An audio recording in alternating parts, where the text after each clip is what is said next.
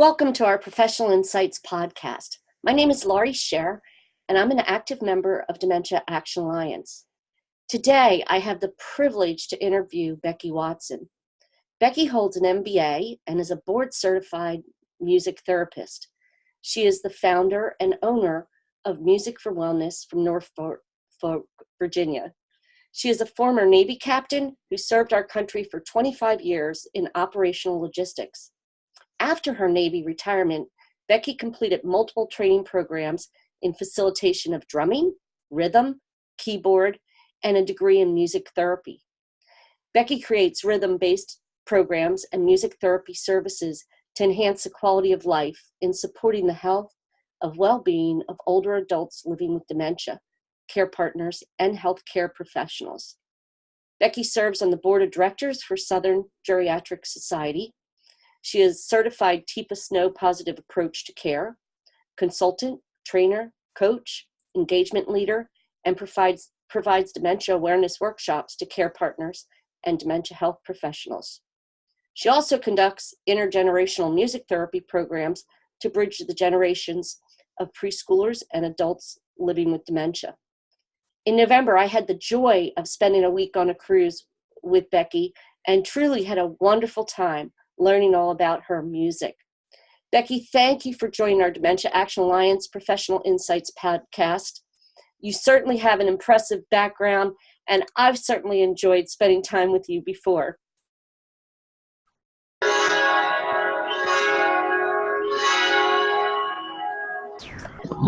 Hi, Laurie. I am so honored and happy to be here. As Laurie said, I'm a Becky Watson, board-certified music therapist, and yes, I am ready to share the power of music. Awesome. That sounded great. Becky, I know you're into a lot of music. I've participated with your variety of music, but why music? Is it really effective with all people? Music. We are born with a heartbeat. We are born with rhythm. We are wired for sound and for rhythm. This is a harp. This is my most favorite instrument, and the reason why, there's no wrong notes. You just strum it. So music is very complex, but also it is very spontaneous. And people living with dementia, spontaneity is sometimes the best thing because we don't know what kind of day we're going to have, like dementia days. Just never know what kind of day we're going to have. And music is one of those elements that can help start our agenda. So why music? Music is rhythm. Music is tempo. Music is melody. Music is harmony. We have it together. So yes, music is very powerful for the entire body. I love music because it allows me to take a deep breath. With this harp, it helps me to settle down sometimes. It may also help me to get energized. So it depends what kind of mood I'm in at that present moment is how music can help affect us. That sounded just beautiful. I used to be very musical. I used to write songs. I used to play the guitar. I used to sing in choirs and sing at church. But unfortunately, part of my dementia has taken away my ability to really hear all the tunes. I can't carry a tune anymore. I sound horrible. I know when I'm having a bad day, I always put my music on. I have my headphones and I have to have my music. But how can music help? Why does it help me and how can it help other people? That's a great question. And in our society, especially Western culture, it seems like people have to audition just to be in the choir. They have to audition just to be in the band, and they've been told at a very young age, you didn't play that on pitch, you didn't sing that on pitch, you don't play that right rhythm, you better just lip sync, or you just better move your mouth, but don't play. And that's too bad. But think about when you're a toddler. younger days when you just got in the pots and pans of your mom and dad's cupboard and just started playing the spatula, beating a drum, or it could be beating a pot. It could be, in my case, a bucket, because I grew up on a farm, so we would beat our buckets. But we're very playful when we were younger. And then throughout time, we've been told that, oh, you're not musical. So I always say, you know, people say that to me all the time, especially when I started a music therapy group. Becky, I'm not musical. I said, okay, got it. So then I'll just start tapping a rhythm or tapping an instrument or tapping my leg to a certain rhythm. For example, this happens to be a sound. This happens to be a sound state drum. So it's a little drums like a plate. But I like taking instruments that are easy to carry. So for example, this is something I do just to start my groups every single time. And I don't really do much of an intro. I just say, follow me.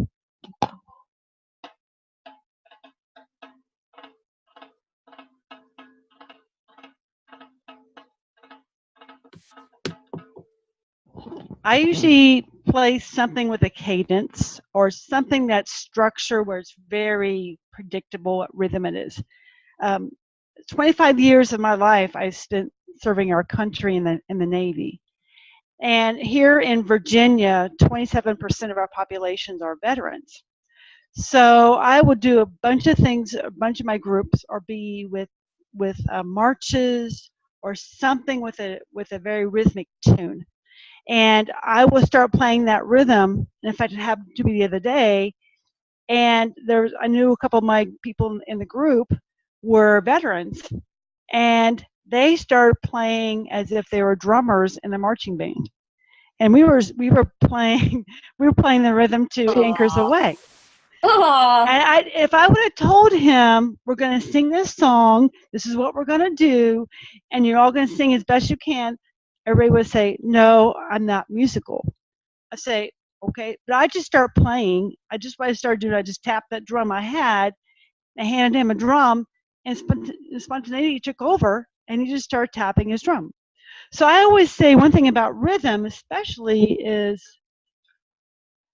it undoes what's going on in our brain. We can tap, tap, tap, especially if we're following somebody that's playing a rhythm, or better yet, if you have a song that you like, listen to it and tap it on your leg, tap the rhythm on the table, wherever you're at, like I'm saying, with your fingers. So body percussion is very, very good.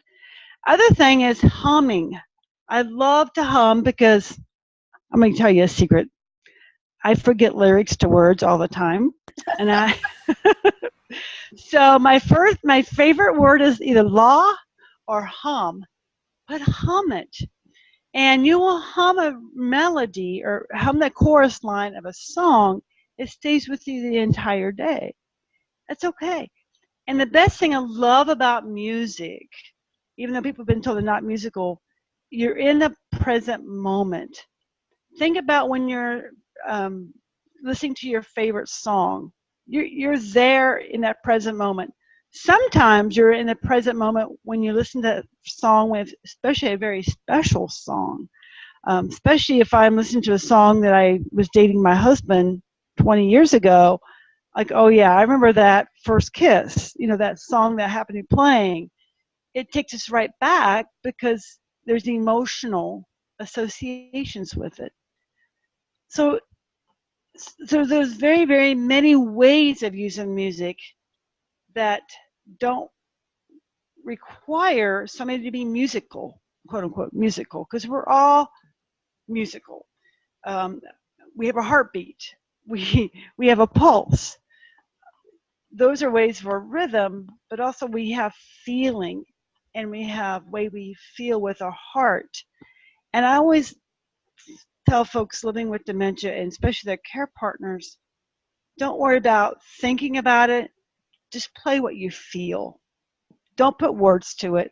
Music doesn't require words. And like I say, you forget the words to the song, that's okay. Either hum it or say la. and we make up words. We make up song. We make up new lyrics to words. One of the songs I love singing all the time is, "Hey, good looking, what you got cooking? How about cooking something up with me?" And that's great to do to start out a session with. It's great to do during Thanksgiving because right before we have a big old Thanksgiving feast. But also I love it because it's upbeat and you're smiling when you're singing to somebody. And you can change the words and you can say, "Hey, Laurie, you look glorious." So you can change the words. So, I'm sorry, I'm making you blush. Oh, no. So yeah, I would say the biggest thing about music is you can share it with somebody. That's probably the biggest thing about dementia is people are scared. People living with dementia don't want to be by themselves. People that want to care with somebody want a way to help, but don't know what to do. And just being physically present with your person, your loved one, and just holding their hands and maybe just humming a song. One of my favorite songs I never get tired of is "You Are My Sunshine." I mean, it's such a you make me happy. The skies are gray. So, and I inevitably, wherever I sing that, everybody is able to sing that with me. So it's a great way to spend precious time together and connect with music. Let me ask you a question. As you're going around and you're spending time with people with dementia, are you finding, does music help pull them not out of their dementia, but does it help them to open up a little more? Does that work? Absolutely. I find the best thing about music is the best thing I love about it, you see the creative side. I mean, the person with dementia may not be able to express it with words. In fact, it's probably many times are unable to express it with words, but they can express it on how they play an instrument. Now, the music instruments I bring are instruments anybody can play. Like I had the drum. I also like shakers. So this happens to be the egg shaker. And you could hand it to somebody, and you can kind of. I brought lots of shakers during the cruise. You can hand it to somebody. You can kind of get a feel what they're going through at the moment and how they're feeling in that minute, and you can gradually over time change it if you can see that somebody might be very tired. In fact, on the cruise, we did a wake up with music every morning with shakers, and we'd always start with a deep breathing.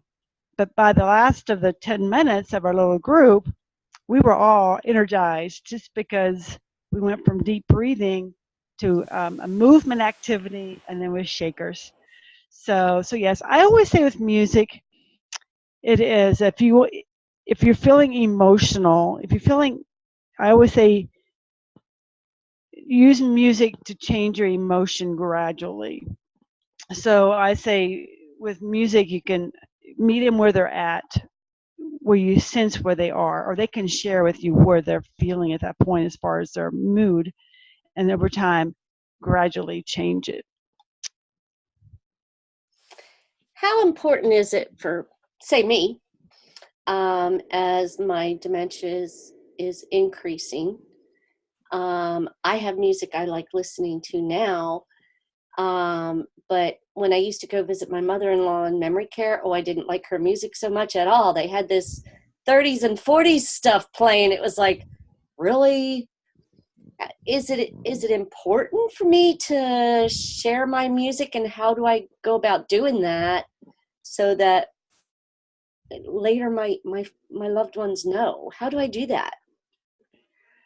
That's a great question, Laurie. So I would say write it down. There's a great movie called Alive Inside. It's not music therapy, but it does show the power of music. And what that music movie showed was the power of personalized playlist. So I would say write down the music that means very much to you. I mean, it could be 3 songs, 5 songs, it could be 20. Write it down so, like you said, as your brain changes and you may forget what you like now, your family or whoever is with you can help stimulate you with that music throughout the disease. So yeah, so music is very personal. I'm the same way. My daughter, she's 15. Oh, I don't listen to her music. Oh, She doesn't no. listen to mine. But I tell her these are what they all know my favorite songs. My husband too. Because I said someday if I'm not able to express this, you know the songs that I like. What's important is the person the person living with dementia. You use the music that they like, and if you can find the artist they liked. For example, my favorite song is Jessie's Girl by Rick Springfield. Yeah, yes, that was my favorite song, still is. But I like it with Rick Springfield. I don't like it sung by some other tunes. So the other thing I would say is make sure you have the correct artist too. Sometimes it doesn't matter, but something like that. So yes, I would say write it down, Laurie. Write down the artist that you prefer. If it's Beach Boys or if it's James Taylor or whoever it is, and also be aware that your music preferences may change over time, and they may change. And I mean, like for me now, some days I want to listen to something very soft and very slow and relaxing. Other days I want to hear some pop rock, or I might want to hear some heavy metal. So just remember that people living with dementia are still people, and their preferences may change over time depending on the kind of mood they're in. Wow, thank you for all that. Before I start ending it, is there anything else that I should have asked you that I kind of forgot? I would say the most important thing is music can help engage, empower, and energize you and your loved one in the present moment. What's important is to be with your loved one in the present moment. Music does that, and they always say that. So yes. Wow. Becky, I want to thank you so much for taking time to share with us about ways to use music to help those live in the dementia journey, whether it's care partners or those of us living with the dementia. It was great seeing you again and spending time. I miss that beautiful smile. I want to thank all of our viewers. If you've enjoyed our Professional Insights podcast, please subscribe to our YouTube channel and share it with others.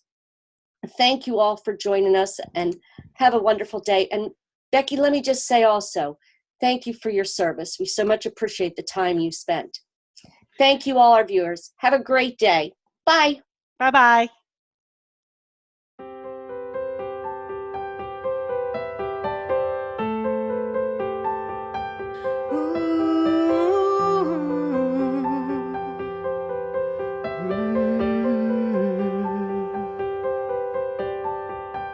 We're living beyond dementia, connecting our lives to help us survive, so we